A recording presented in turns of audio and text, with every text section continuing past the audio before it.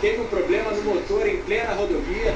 Todas essas situações que podem gerar muito perigo caso aconteça algum problema durante o trajeto aí na viagem.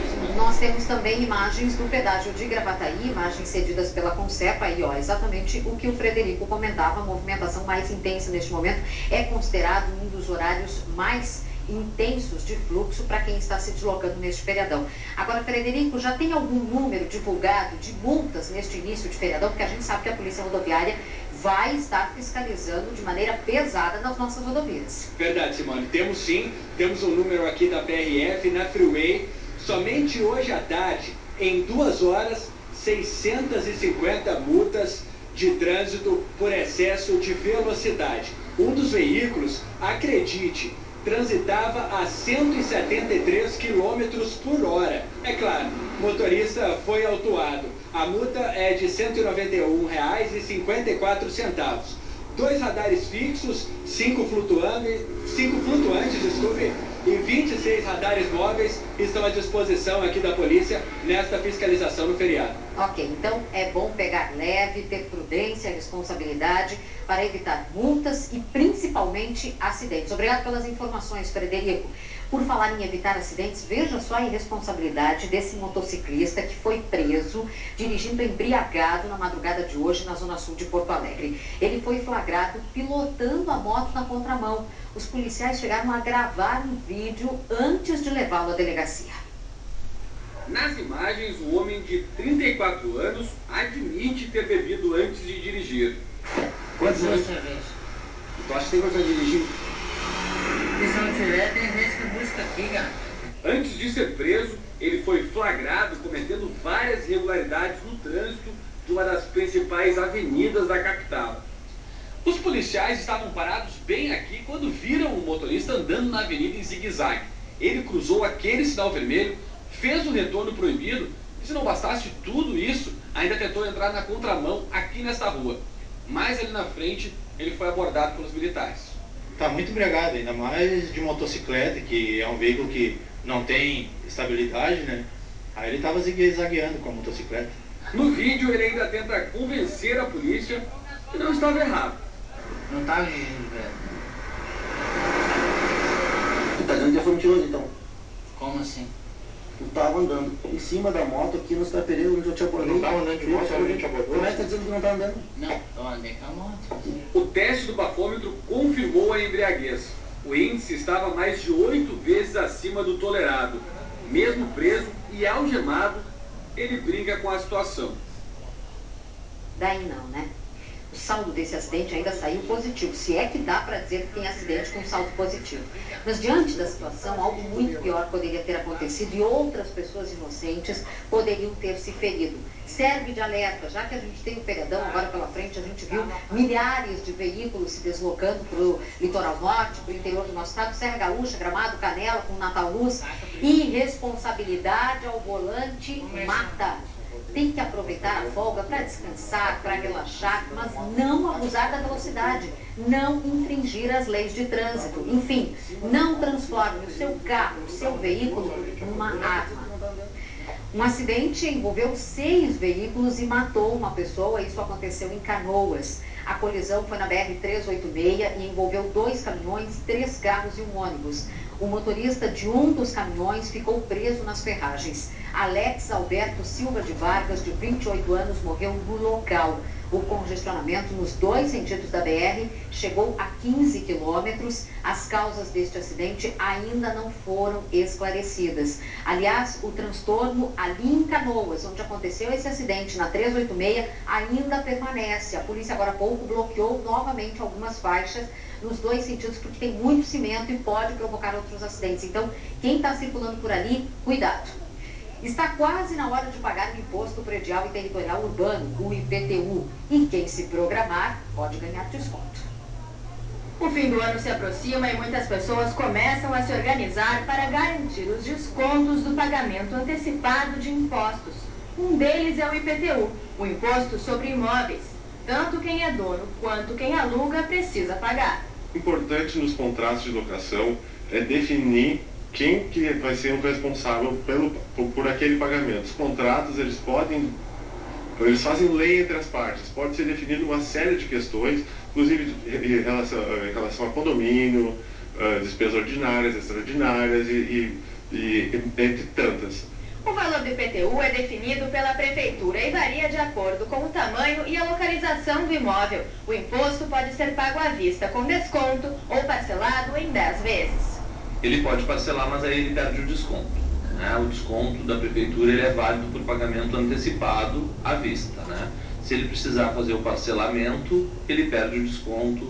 Quem aluga um apartamento ou casa também pode aproveitar o desconto. Para isso, precisa procurar a imobiliária e solicitar o pagamento antecipado. A imobiliária ela tem a opção de antecipar ou não, mas aí depende de cada administradora, se ela antecipa ou não o pagamento do IPTU para os seus proprietários. No caso de inadimplência, a dívida é do dono do imóvel. Em caso de execução fiscal, de não pagamento, o IPTU vai ser cobrado do proprietário, invariavelmente. Nós vamos fazer um rápido intervalo para o horário político.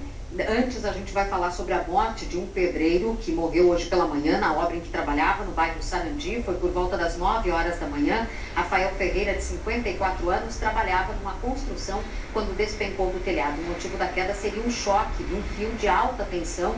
O trabalhador apresentava queimaduras. Rafael caiu de uma altura de 8 metros. A perícia chegou quase 4 horas depois da morte.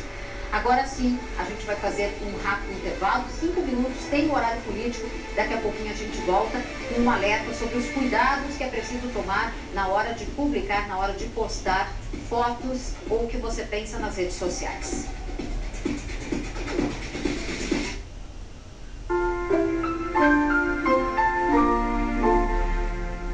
Saber lutar é muito bom, saber pelo que lutar é muito melhor. As manifestações que tomaram conta do Brasil a partir de junho, da juventude e dos trabalhadores com a opção do PT por um pacto com a burguesia quer fazer a gente acreditar que é possível o desenvolvimento capitalista gerar lucros para os empresários e, ao mesmo tempo, resolver os problemas da classe trabalhadora.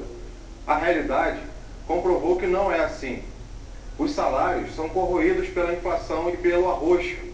O custo de vida sobe, os serviços públicos são sucateados e os trabalhadores estão sufocados por dívidas. Cada vez mais os trabalhadores e a juventude percebem que este modelo capitalista serve apenas para garantir o lucro dos patrões, mas não resolve as necessidades de quem trabalha. Collor, Sarney, Fernando Henrique, Lula e Dilma têm poucas diferenças. Mantiveram a mesma política econômica neoliberal.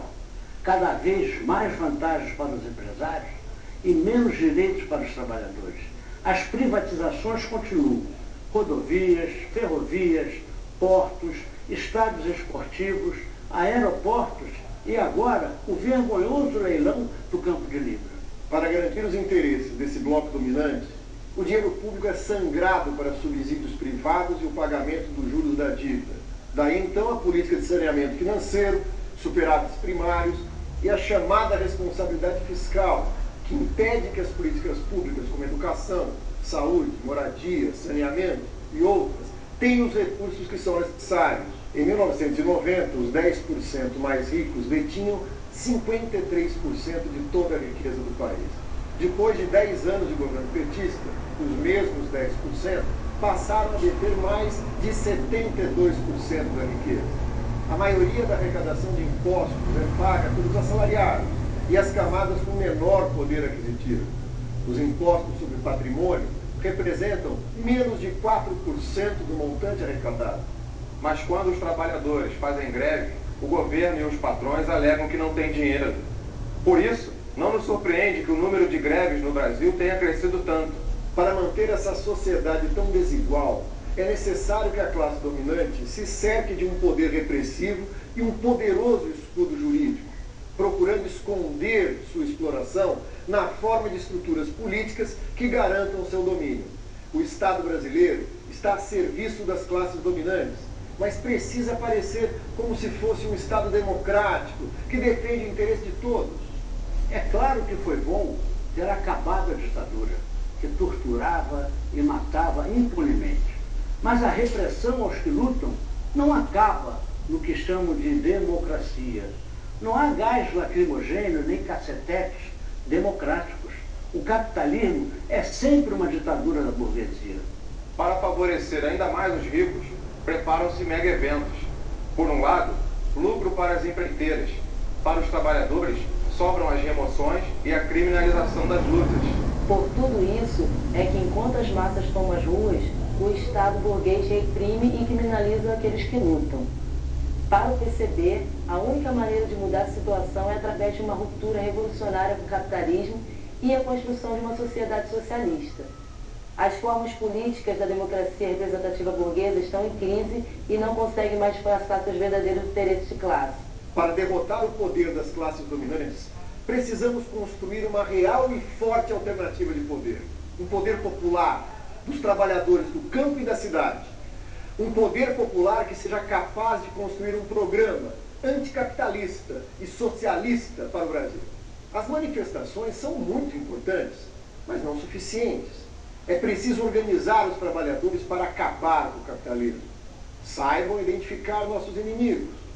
Estes não são nossos inimigos. Estes também não. Estes são apenas os funcionários dos nossos inimigos. Estes são seus capatazes. Estes sim, estes são os verdadeiros inimigos. 2014 promete. Nos vemos nas ruas. O PCB, em abril de 2014, vai realizar na cidade de São Paulo o 15º Congresso Nacional sob o tema Construção do Poder Popular. Conheça o PCB no site pcb.org.br.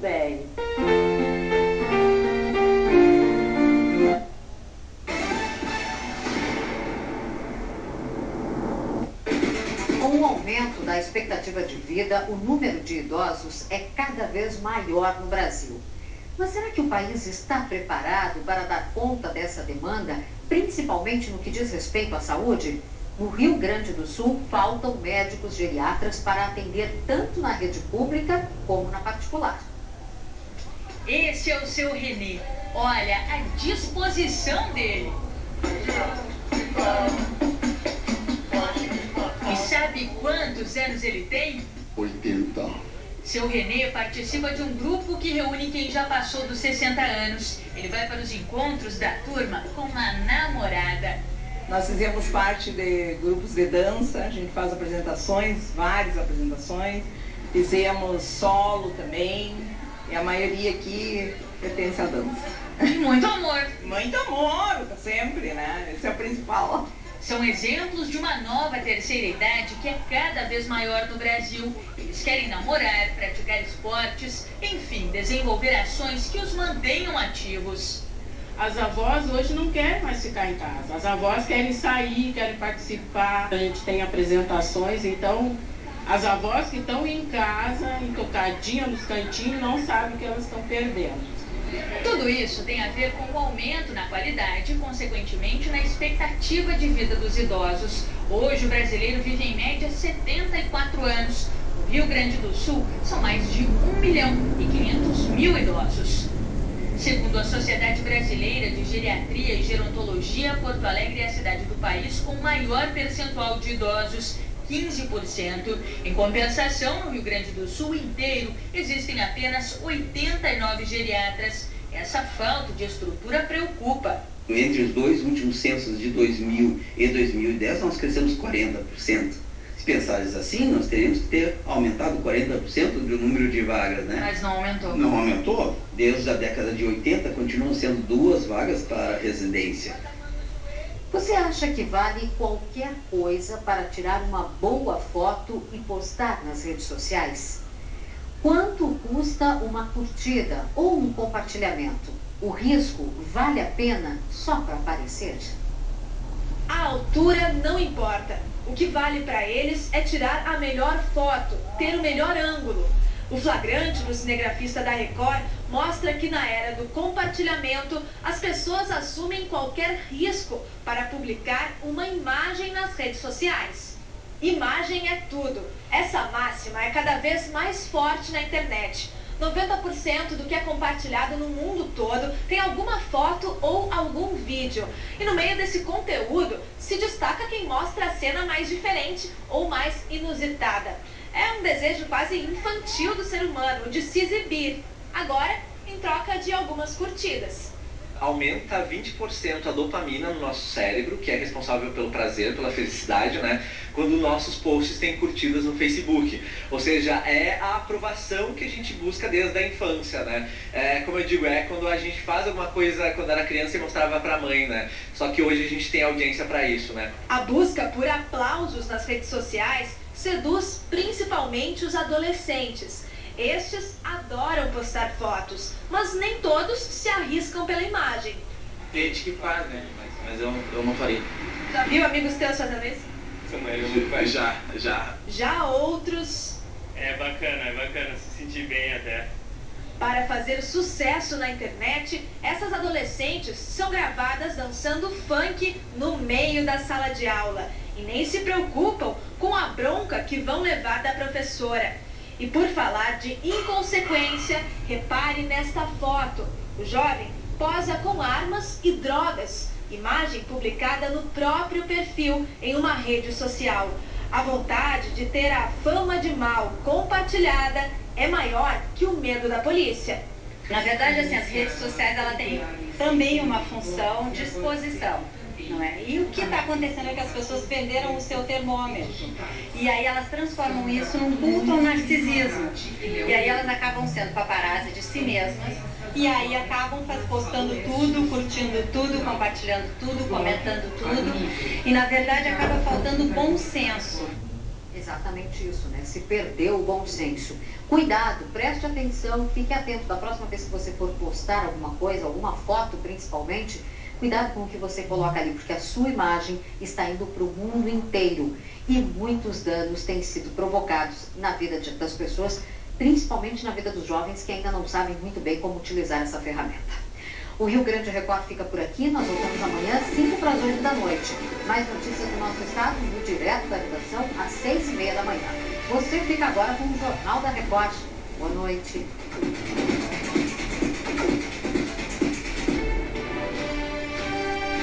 Boa noite. A mãe do menino Joaquim, de 3 anos, que apareceu morto num rio no interior de São Paulo, prestou depoimento à polícia pela 3ª vez. As contradições entre ela e o padrasto do menino persistem. Nos próximos dias deve ser marcada uma reconstituição do que aconteceu na madrugada do dia 5 de novembro. A psicóloga Natália Ponte, de 29 anos, saiu algemada da cadeia feminina de Franca, onde está presa desde domingo. Ela não falou nada até o carro que a levou para Ribeirão Preto, uma viagem de 80 quilômetros. A mãe do menino Joaquim chegou à delegacia no começo da tarde e entrou pelas portas dos fundos.